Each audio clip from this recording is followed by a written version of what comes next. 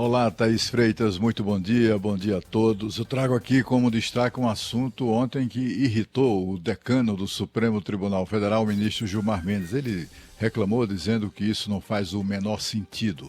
Ele se referia a uma proposta de emenda constitucional que tramita no Senado da República que simplesmente proíbe a participação de ministros do Supremo Tribunal Federal no Tribunal Superior Eleitoral.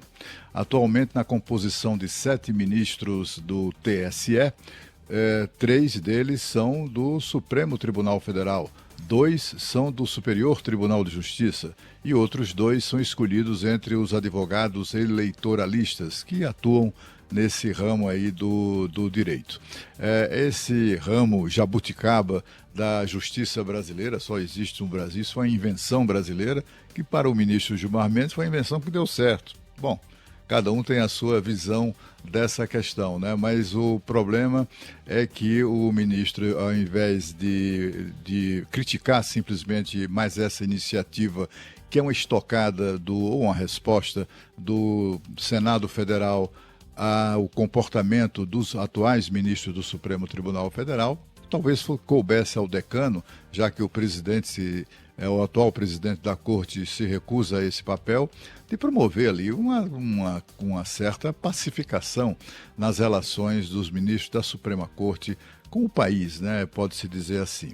Porque essa iniciativa, minha gente, do senador Márcio Bittar, é um senador do União Brasil, é um partido bastante razoável, né? Não é ali da direita bolsonarista, nem muito menos se compõe com o governo de maneira plena, mas há senadores do União Brasil que fazem parte da base de apoio do presidente Lula. Pois bem, essa proposta já tem o apoio, as assinaturas de 28 senadores. Isso significa que ela já vai tramitar, já com o número mínimo de tramitação para a tramitação de uma proposta de emenda constitucional no Senado são 27 assinaturas, já existem 28 e para aprovar no Senado Federal serão necessários 3/5 dos senadores.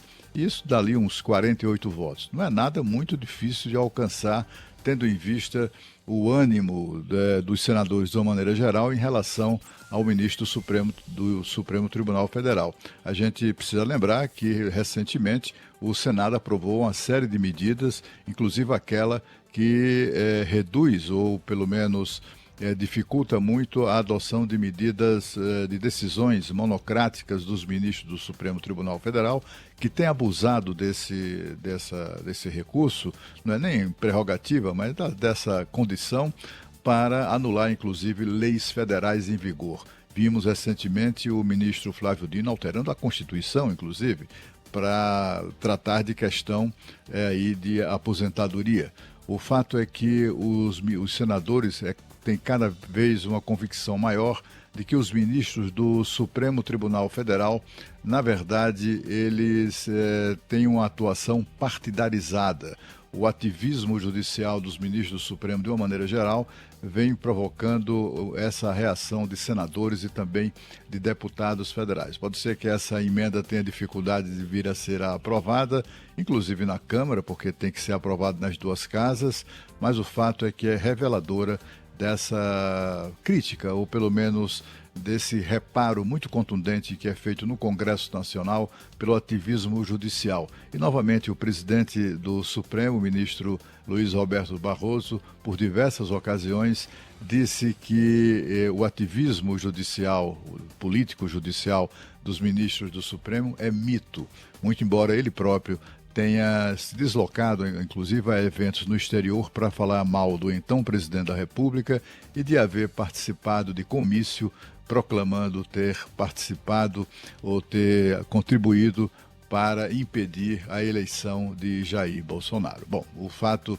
é que tudo isso mostra que é cada vez pior o clima do Congresso Nacional com os ministros do Supremo Tribunal Federal e não há ninguém ali fazendo o meio de campo dessa história triste.